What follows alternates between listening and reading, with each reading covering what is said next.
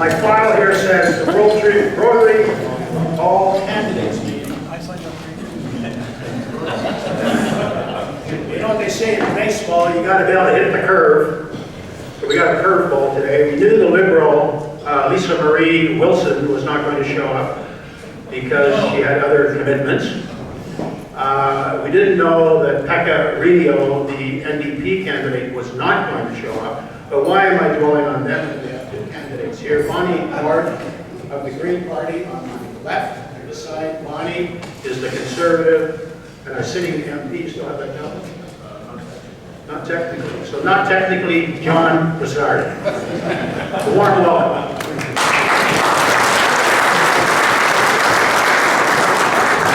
Now, I don't know if we don't have the presence that we used to have when all of the candidates showed up. Maybe the debates aren't, I know I attended every debate, and a lot of good it did me. However, forging ahead, now I have a minute or two, and we have a family in our club that have mountain climbing worldwide fame, and the patriarch of that family is sitting in front of me. Dan, now you just stand up, Dan, and let the people that don't know you see what you look like. Now he's put on a little wager. Look at the slot. Okay, thank you. So of all the things that he's, how many continents are there? 7 or 8? 7. 7. So he's climbed the 7 tallest mountains on the 7 continents. So that includes Everest and Kilimanjaro and Aconcagua and Denali or McKinley and Canada, etc. So he manages to be in Australia. And I always thought the highest point in Australia would be about 3,000 feet above sea level. And apparently he said they started at 5,000. And he's in a cross-country ski contest and almost manages to get himself killed because a Finnish woman runs over him with great mayhem and injury to person and equipment. If you want to hear more of the details, you can ask Dan. So we're going to forge ahead with our debate, and Arlette is going to run that, and she will give you the details. Good luck. Still trying to get the image.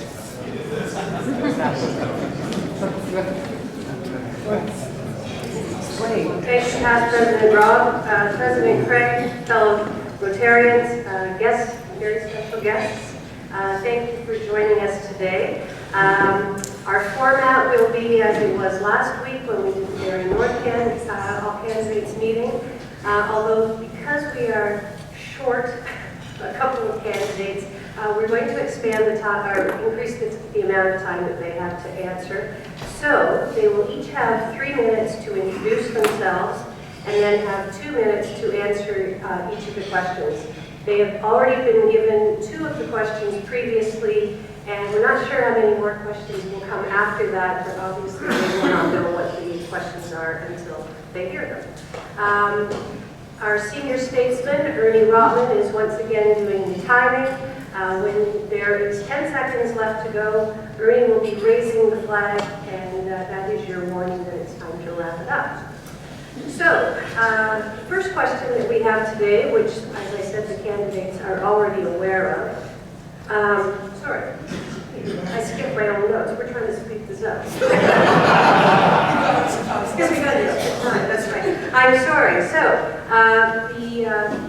Bonnie and John both drew prior to the meeting to determine who was going to go first, and Bonnie drew number 1. So representing the Green Party, I would like to ask Bonnie North to introduce herself.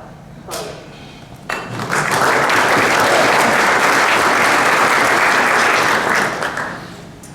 Hi, thank you so much, all of you, for including us in this wonderful conversation. You're saying it's less a debate and more a discussion.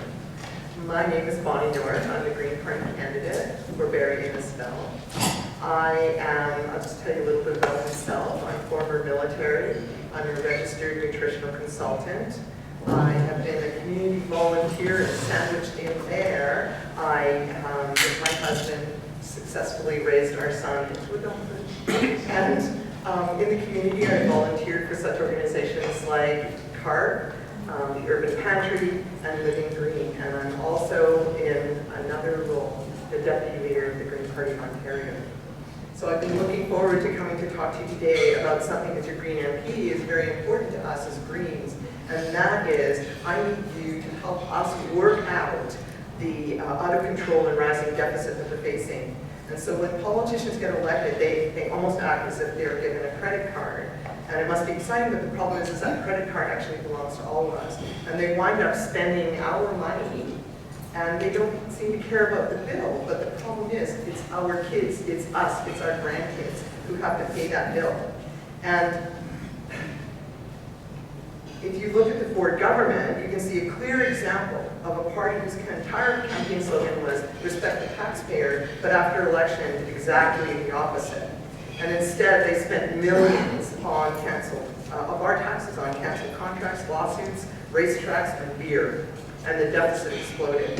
And so why? I don't know. Maybe to play heroes and artificially reduce it later, but I don't feel like that's the kind of deficit reduction that we want.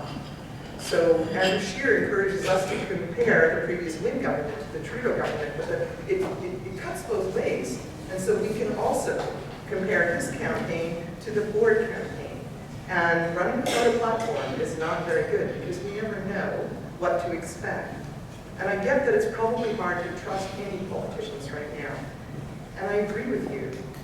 All I can tell you, and I need to demonstrate this to you, is that when you elect a Green MP, you're electing someone who thinks about the future, about solutions that go 10 and 20 years into the future, and not short-sighted 4-year election cycles. So I didn't join the Greens for power or money. I'm Green because I want all of us to be secure and prosperous for generations into the future. So I hope that you'll consider voting for me, Bonnie North, as your Green MP in Barrie Municipal. Thank you.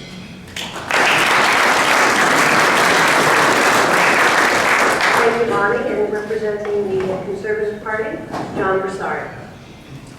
Thank you, Arlette, and good afternoon, everyone. It's a real pleasure to be here today, and nice to be back in Rotary for, like Bonnie said, not necessarily a debate, but a discussion this afternoon on the differing policies and differing visions for this country. Now, I will say, Ron, this being your birthday, you think they would have upgraded you to a John Tavares shirt. That's Rotary's job. That's what I'm saying. Like instead of the gift should have been a John Tavares shirt, but you know, this is probably not probably. It is the most critical election in this country's history. I believe that we are at a fork in the road right now. Canadians have a clear choice before them. Do we choose a path of restoration and restore some sense of normalcy back to this country in terms of government, or do we continue down this transformative path that we've been on over the last 4 years, a transformative path that I'll remind you involves incredible debt and deficits with no end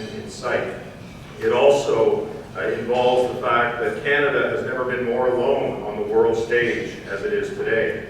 And the only way that we can resolve and resume some normalcy back in our relationships around the world is to change the Prime Minister.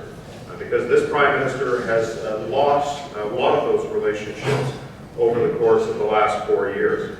Canada has never been more divided than it is today. We have provinces that are fighting with provinces. We have a federal government that's fighting with provinces. We have people within our communities who are fighting amongst each other. This is not my vision of Canada.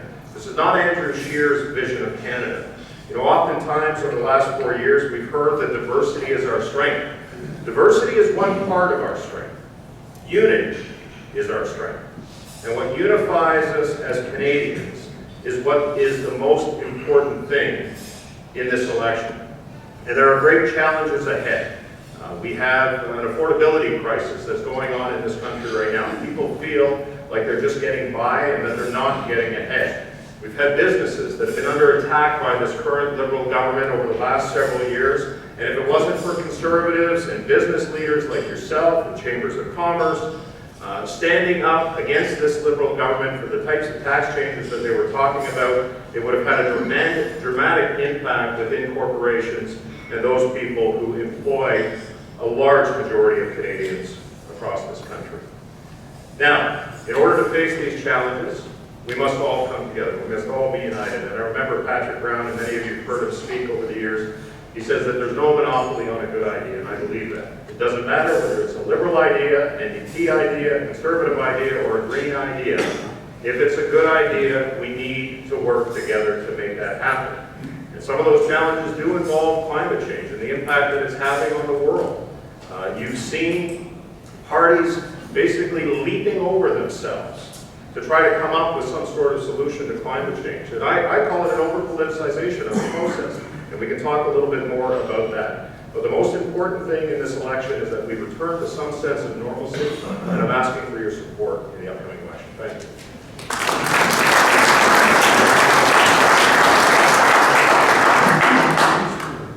Thank you, John. So, on to our first question. John, you will be answering it first. So. Sure. Okay. So, although it is the most consistent topic in all election platforms, the deficit is an issue that we feel to be very important, especially as we age and realize that we are leaving this debt to our children and grandchildren. Is it a priority for your party, and how do you plan to deal with it? Well, thank you for the question, Arlette. Absolutely, it's a priority. It should be a priority of any government to make sure that we tackle the debt and deficit situations, because today's debt and deficits equal tomorrow's tax increases and service cuts. And for those of us that have lived in Ontario, and I know Bonnie mentioned this, the problem in Ontario did not start in June of 2018.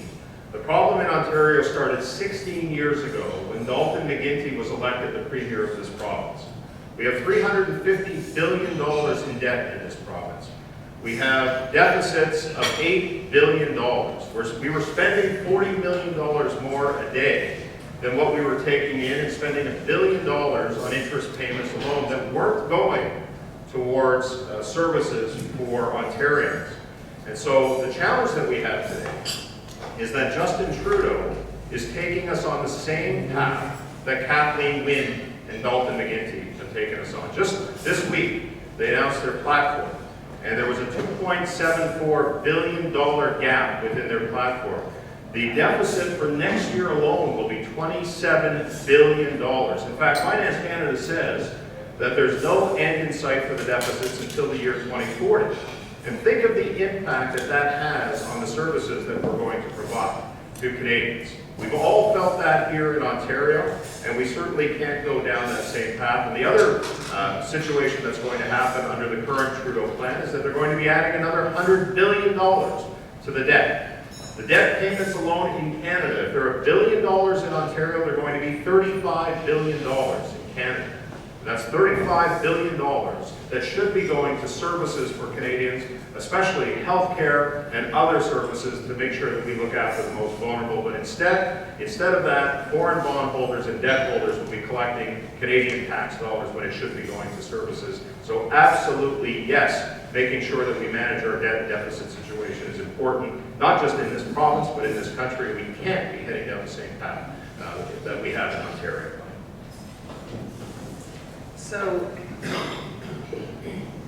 So John and I agree that the deficit is definitely a priority and we have to look at it. The one thing we don't agree on was that history began 16 years ago. 23 years ago, I was a supervisor for the Red Cross Homemaker Service, and that was when we started to get hit by the Harris Health government cuts. So things started way beyond that, and the problem that we have is we keep flip-flopping between two parties that undo everything someone did before them and then never bring back to a baseline when stuff is lost. So we Greens have a saying within our party, and that is to conserve the principle and live off the interest. And as you know, the federal deficit or federal debt is about 30% of our GDP. And here's the interesting thing, believe it or not, it's not that high compared to other developed countries. But it's still inexcusable to be running continued deficits during periods of economic expansion with interest payments. Like, for example, there are about $24 billion already, which is about 8% of the federal debt, and that's growing. So it's money that is not there for us to invest in our future or in the future of our children, and money, as John says, that is not there to return to Canadians in services. Now, there's no reason why we should not be living within our means, and Greens If you go onto my website, and it's on those cards on the table, bonnienorth.ca, you can click into our platform, or you can go to the Green Party of Canada platform and see all of the things that we want to offer have been reviewed and approved by the Parliamentary Budget Officer, and we have a plan to balance the debt by 2024. And if you want to know how that's done, please feel free to ask me. And I also want to agree with John that affordability is definitely the problem. But for me, I believe that affordability happens at the middle class and below. Those problems are most hit by people in those ranges. Wealth is concentrated at the top. Thank you.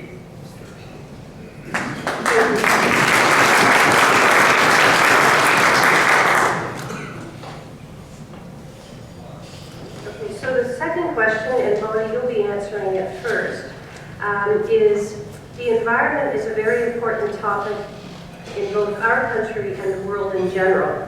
Several election platforms deal with the issue. Please explain your position on the carbon tax, pipelines, and climate change in general. So I'll deal with the climate crisis very quickly. I think everyone can predict what me as a Green is going to be concerned about. And if you want the details, because unfortunately, even though we do have expanded time, we don't really have enough time to tackle this very complex subject. On your tables, there should be some brochures that deal with Mission Possible. That's our climate plan. Or again, you can go to my website or the Green Party Canada website and find out more. Now, with respect to the carbon tax, the price on carbon is actually very low, and people tend to significantly overestimate its impact. An Abacus poll found that 80% of Canadians said the carbon tax affected their cost of living. Of those, 52% of Conservatives said that it had already increased their cost of living significantly. Here's the catch. The poll was taken 2 weeks before the tax was implemented. So it's all about perception. It's all about what people see in the media. The carbon tax is actually a small tool in the larger set of changes that we have to use to capture the multi-trillion-dollar global opportunity that we have in green industries and green technology. It's there. So let's resist overestimating the carbon tax and just ignore what the unsticky gas pump stickers say. The truth is, for most of us, it doesn't affect us that much. And then finally, I don't believe when we're talking about pipelines that government should be in the business of buying pipelines. And I believe we need to use Canadian gas. We need to keep the Canadian resources in our country so that we can develop it in our country. We can employ people by doing that. And we don't want to keep pulling our wealth out of the ground, because that's what our resources represent, our wealth, and exporting it overseas and importing the costs. Thank you. So the Conservative position, and our leader Andrew Scheer has made it quite clear that the first job of a new Conservative government will be to scrap the carbon tax. The current Liberal government has allowed for exemptions for some of the major polluters, and it's disproportionately affecting middle-class Canadians. The Parliamentary Budget Officer, if you want to speak the truth, speaks to the fact that in order for the carbon tax to have any impact at all, it would have to rise to $102 per ton. Right now it's at $20 per ton. So that means that you can bet that if a Liberal government gets in again, that the carbon tax is going to go up. I mean, they've basically made it as clear as that. So the first thing we're going to do is scrap the carbon tax.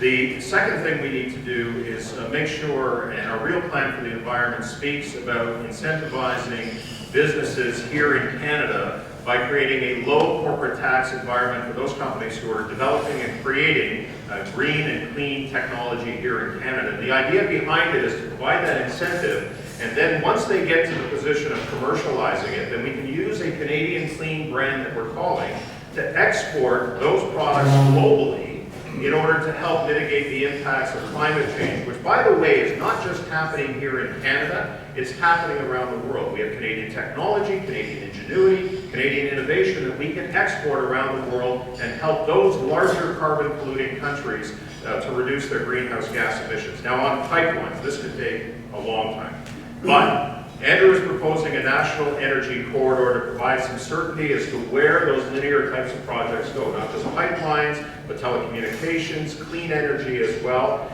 And what it does for us by providing that certainty is it allows for a better environmental assessment process, it allows for better Indigenous buy-in, and it doesn't just move our natural resources from west to east, it allows clean energy from Quebec to be moved from east to west. And so I really would like a little bit more time to talk about that, but I see that the flag is up, and my time's up, but there's a lot to talk about on that.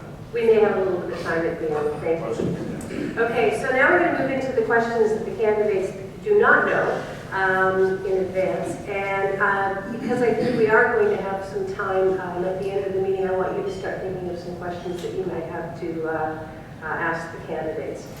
So the next question is, our economy is dependent on trade. What is your position on NAFTA and any other trade relations we have in other countries in the world? So John, you're up. So that is a very good question, and it's also timely given the fact that the government entered into a new USMCA agreement. And I would argue, first of all, we are going to support the agreement.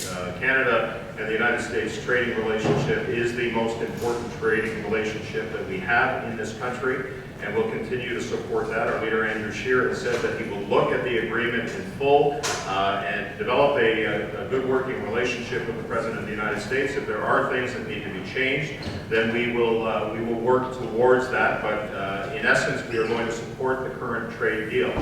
The other aspect of this is Canada really didn't get much out of the USMCA. In fact, there were some provisions with respect to automobiles that will more than certainly make sure that most any successful car models will be built in the United States. Chapter 19 provision, the government said that that was a win for us. Well, we had it already, so I'm not sure how they can claim that was a win. But there are certain things that we can look at, and the incremental loss of our supply management system. I know I've talked to many agriculture producers in Simcoe County and in Innisfil as well, and it's becoming an increasingly a big concern for them with respect to that incremental loss on supply management. But more importantly, it's the ability to diversify trade. And so the Conservative Party is the party of free trade.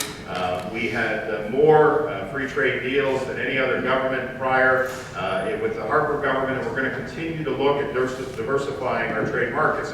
And the CETA agreement was actually negotiated by the Conservative government, but it was finalized by this government here. I think there's great opportunity for us as well with Great Britain.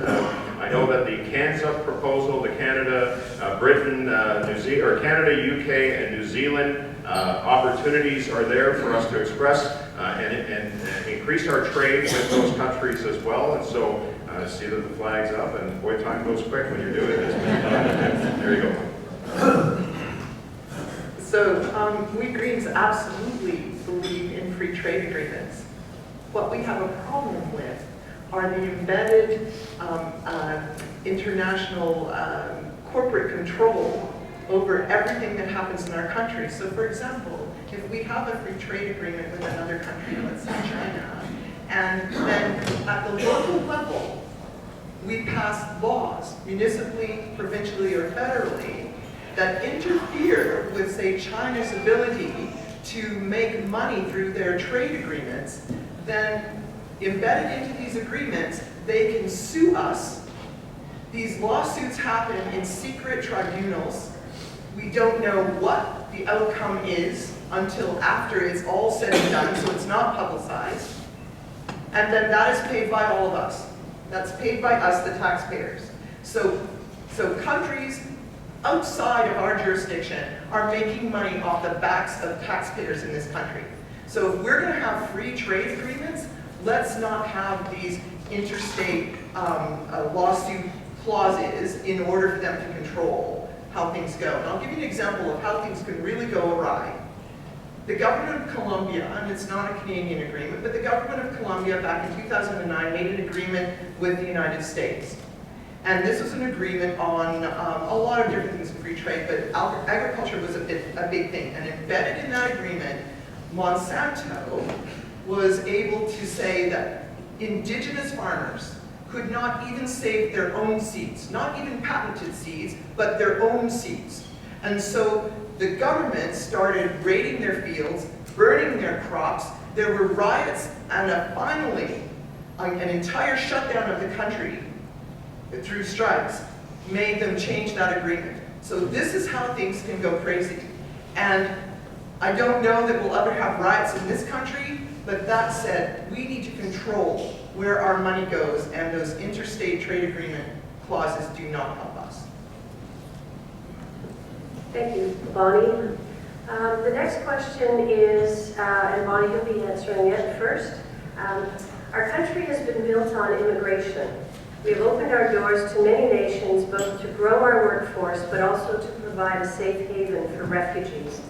What is your party's platform on immigration for the future, both short and long term? So very simply, we want to welcome immigration, we want to welcome refugees, because not only do we all benefit from diversity in our communities, we benefit from the culture, we benefit from the talent, we benefit as a nation, because we all grow when we are living in a diverse country. And so we're not going to tell refugees that they can't come here. We're not going to tell immigrants that they can't come here. Of course, there have to be some controls over immigration, but I don't see how we will fail. We need people to continue to change the age demographics in our country. Right now, we have an aging population. And our age as Canadians is outstripping our ability to, quote, and I don't want to use this word, but I have to because I can't think of a better one, to replace the workforce. So if nothing else, if we only looked at immigration as a way for us to build our workforce, then that should be what's important to us. However, I don't want to reduce human beings to that standard. I believe that we are a country that is proud of our history of welcoming people when they need us. And I think that we should continue to do that. So thank you for asking that question. Thank you. John? Thank you, Arlette. That's an important question. The issue of immigration, I think, is one that we can all agree on, of the need for immigration. Bonnie touched on the aging demographics in this country and the need. There will be a significant retirement situation happening with aging Canadians, and we're going to need to backfill many of those positions with the skill set that immigrants bring to this country. And of course, we want, when we do that, to integrate new immigrants into this country so that they can contribute. And that's a long-term response. In the near-term response, we have a situation that's happening on our borders. The Conservatives have called on the Liberal government to close the loophole in the Safe Third Country Agreement. We want to make sure that we have a fair, a compassionate, and an orderly immigration system. And so this is something that we are going to make sure that happens when we form government after October 21st. There are systems in place, there are rules in place for people to come to this country to claim refugee and asylum status. There are also rules in place for immigrants. And I can tell you that as the sitting MP, there have been backlogs in the system. There's not a week that goes by in my office where I don't have people coming in because they've been waiting to be reunified with family members because of some backlogs that are occurring. The other thing with the situation that's going on at Roxton Road is that it's costing Canadian taxpayers $1.2 billion, or will cost us, according to the Parliamentary Budget Officer. And when that happens, when people come into this country by other than normal measures, it means that those people who are legitimately facing asylum and refugee claims in UN camps or other places around the world are held back. In many cases, those people are facing either religious or sexual persecution. So our position will be that we will restore our immigration system to make it orderly, compassionate, and fair. Thank you. Thank you, John. So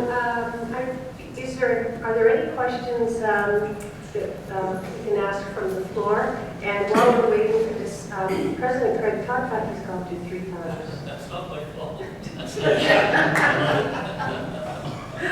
Anyway, Don. So, Don, you mentioned earlier about the National Energy Corridor. We've had a railway, and I think everybody supports that we've had a national railway to unify the country. We've had the Canadian roads going from the east to the west. National Energy Corridor is so logical. Could we speak further to that? I can't imagine any party disagreeing with it. I'm amazed that we haven't done it earlier, but let's get on with it. Yeah, and that's a great question, Don, about a national energy corridor. You know, Canada has always been a builder of big things and great things and nation-building projects. A national energy corridor can provide that for us. But I do, you know, again, as I said earlier, it provides certainty in terms of a path. If we do have a pipeline that's going to Tidewater or to a refinery, instead of it zigzagging across the country, it provides that certainty so that we can negotiate with Indigenous communities so that they know where these pipelines are going. The environmental assessment process can be much easier in that case. And as I said, for those linear projects like pipelines and others, like telecommunications and clean energy, it will move it not just west to east, but east to west. One of the things that I want to talk about, and it relates to energy, listen, you know, there's no question that we are moving on a path towards clean energy, but we are on a parallel path. We can't just simply shut down, as some of the parties are proposing, our energy sector. It represents almost 20% of our GDP. There's 1.83 million people that are employed in our energy sector across the country, not just in Alberta. And clean tech represents about 3%, or about 360,000 people. So for those that want to shut it down tomorrow, it's not going to happen. And because the demand for oil is insatiable, and fossil fuels and LNG is insatiable, particularly in growing economies around the world. So we have to take a parallel path in order to get there. We will get there with clean tech. There's no question about it, but we're not there yet. So what we have to focus on, and again, we cannot shut down the spigots of our energy sector here in Canada, but allow those spigots to continue to flow to Saudi Arabia, from Saudi Arabia. We are buying, as a country, 800,000 barrels a day of Saudi Arabian oil. We're spending $22 billion a year of Saudi Arabia, and we're sending that to Saudi Arabia without the same human rights standards, without the same environmental standards, without the same labor standards. And so why are we not using our energy if that insatiable demand is going to continue right around the world? We can be the leader in clean energy and clean tech, but not at the sake of, not by forsaking our economy and the millions of people that are employed in it. So the energy corridor makes sense. It makes sense from a nation-building standpoint, but more importantly, we have an opportunity to work with those communities and work through the environmental assessment process, because it will be a known certainty in this country, and we build big things in this country, and we need to continue building big things. So John and I agree on a lot of things, and so here's a surprise. A lot of people have been bashing Elizabeth May because they've been saying that she is pro-pipeline. That's not necessarily true. She's pro-Canadian worker. And we have some very ambitious targets to reduce our climate emissions. We want to, for example, reduce our overall greenhouse gas emissions against 2005 levels down by 2030, and we also want to have built toward zero emissions by 2050. But we are not going to throw massive amounts of people out of work. We also understand, as John was saying, that we have this wealth in our country already. So why aren't we making sure that our own refineries are employing Canadians so that they can refine that resource here in Canada for us to use? John is right, we should not be importing oil and gas products from other countries. And here's an interesting thing about the controversial Trans Mountain pipeline. The one that they want to put in is not a brand new pipeline, it will be a twin pipeline. But the pipeline that exists right now is not at full capacity yet. And if we are transitioning off oil and gas while transitioning workers into green technology employment, we don't need a second pipeline. And worse, when we hear that that pipeline is going to take raw product offshore and be developed by the Chinese so they can sell it back to us, that is going to employ 10,000 people? No, it's going to employ 5,500 people in China. That does not make sense. Let's produce our products here in Canada, let's sell it to Canadians, let's employ Canadians, and let's transition them in a just and fair way into the trillions and trillions of dollar opportunity in green technology. Thank you. I think we have time for one more question, and there are two hands up. You want? Rob? My politics are just a little bit right, but it's over the hunt. I ain't afraid of no climate change. There's a body of science that refutes climate change, but you never hear about it because it's not funded. The climate change narrative is so well funded. Canada is just over 1% of the carbon dioxide emissions worldwide. If we cut our carbon dioxide emissions to zero tomorrow, it would have no effect on the worldwide situation. So the road we're going down is economic suicide, and it makes no sense. My idea, John, I think it was you who said it doesn't matter where a good idea comes from. An idea is, why do we not have, as a base, you can make $30,000 a year, every person, tax-free. So a husband and wife working team, $60,000 in that family, spend it however you want. You want to spend it on cigarettes and beer, or piano lessons, soccer lessons, hockey equipment, you spend it how you want. The government doesn't take all our money and then create huge bureaucracies to figure out how to get it back to us.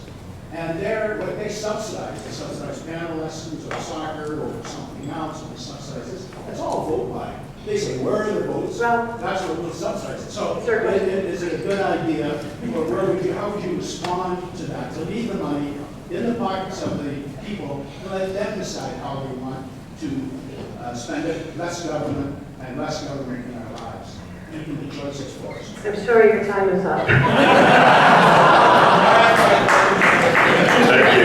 Thank you, Rob. Go ahead. One of the things, I hear what you're saying, Rob. One of the things that the Canadian Chamber of Commerce is advocating for is a Royal Commission on tax reform.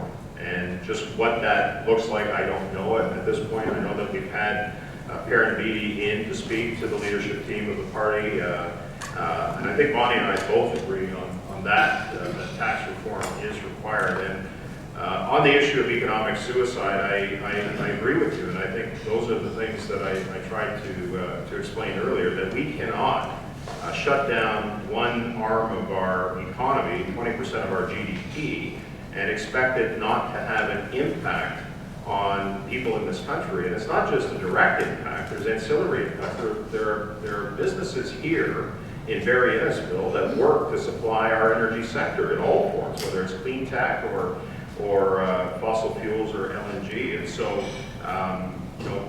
the thing we have to focus on, and you're right, because even if we shut everything down tomorrow, we went to zero emissions in this country. China would fill that gap within 3 weeks with greenhouse gas emissions. And so for us to sit here and think that we're going to be righteous about our position in this, where we stand in the world, we have a lot to give the world. We have a lot to give the world with respect to clean energy and clean technology. Our carbon capture technology, for example, is world-leading technology. We have the ability to make sure that we export that around the world to help those 98.4% of countries that are producing the largest amount of greenhouse gas emissions, to help them reduce their emissions as well. I often heard that Canada can't lead if nobody else is following. Well, we have an opportunity to take global leadership here. We have an opportunity to improve our economy and to provide the type of employment to Canadians and export that technology around the world. But on the issue of tax reform, there's no question that we need to do that, and I'm sure at some point, I don't know whether it's going to be in this term of government, but I know that there's a lot of people that are advocating for it, including the Chamber of Commerce. So I just want to let you know, Rob, that the idea that you're talking about is something the Greens have been talking about for a long time. What you're describing is what we are calling a guaranteed livable income. You can think of it as a universal basic income or basic income guarantee. This is actually nothing new because in fact, Hugh Siegel, a prominent conservative, instituted a program in Dauphin, Manitoba in the 70s, a basic income guarantee program there. And during the course of that program, what they found out was that when people received a monthly income so that they didn't fall below a certain floor, they were able to start doing things that they could have never done before. They could stay home and raise their children and not worry about lacking the income. They could start a small business and contribute to the economy. They could go back to school so that they could upgrade their skills so that they could have a more prosperous job. And what they found in Dauphin was that the social indicators of health overall improved. Education levels improved, people's general health going to the ER went down. So when we have poverty, when we have an income inequity, that is actually expensive in our communities because the money that people aren't getting through their income, for whatever reason, then gets offloaded somewhere else in the community. And with respect to the climate crisis, regardless of whether or not you believe the meteorological science or not, it's happening. It's happening. And I know that you could talk to Jeff Lehman right now, and he can tell you how much money the city of Barrie is worried about covering to make sure we can handle the shocks to our system in severe weather. Insurance companies take this very seriously, and it's costing us money in our insurance. It's also something that the Pentagon and the American military takes very seriously. And in fact, they consider climate change to be the #1 threat facing us globally as far as our security goes. Thank you. Okay, thank you very much. Now we are running out of time. So we're going to ask for a wrap-up, 2 minutes each, if you'll indulge us, please, and we will finish off. First of all, Arlette and everyone, just thank you so much for having me here today. And I am rather disappointed that the other two candidates didn't show up because I think you would have seen a stark and clear contrast of just what this election is all about. It's a bidding war. And it's a bidding war to buy your votes for this election. And I think we should all be cautious of that. Conservatives, as I've said, and our leader Andrew Scheer has a plan that is reasonable, is pragmatic, is costed, and provides an opportunity to make sure that we put more money in the pockets of Canadians because of that affordability anxiety that is existing today. And it doesn't just exist among middle-class families, it exists right across the broader economy, including business owners as well. Now, over the last 4 years as the Member of Parliament for Barrie Municipal, I've worked hard. I've had the opportunity as the critic for urban affairs, and one of the greatest opportunities that I've had in my life was to be the critic of Veterans Affairs, where I traveled across the country, met with families, met with stakeholders, met with those veterans who have served this country.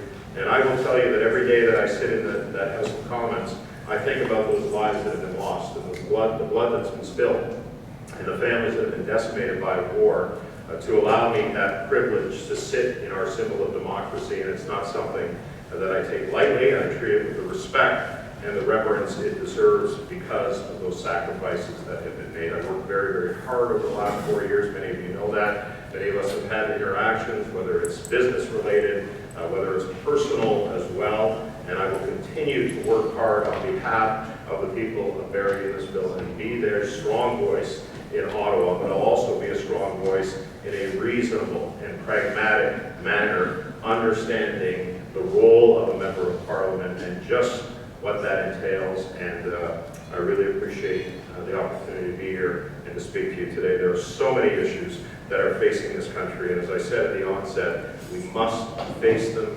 united as Canadians, regardless of where we came from, regardless of the color of our skin. We have great challenges ahead, and we have to be united to face them. Thank you so much.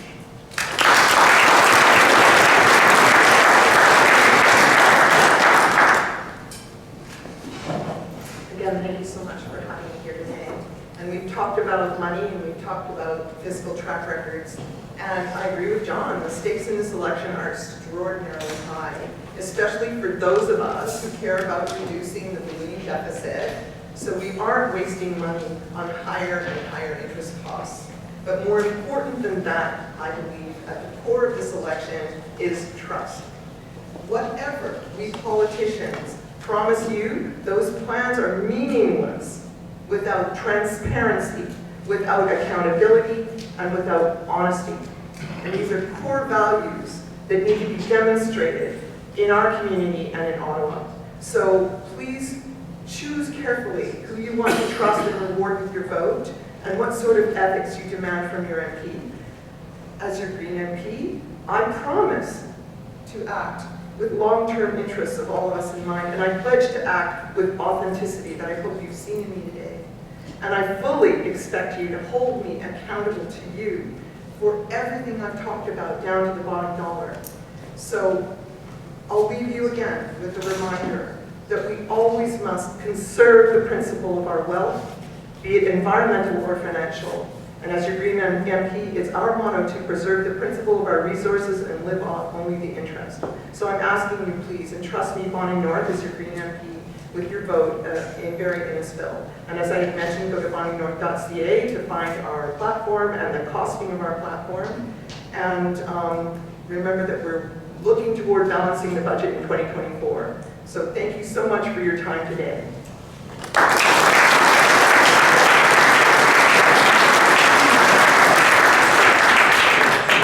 On behalf of the Rotary Club of Barrie, I would like to thank you for taking the time to come here today. We know campaigning is a real grind and it takes its toll on you both personally and in your work life. So coming here today is very important to us, and we thank you. We have a tendency to become cynical and worse, even apathetic about politics and politicians these days. However, the democratic process demands that we elect members of parliament who will do what is best for our country, and we should only participate if we are informed.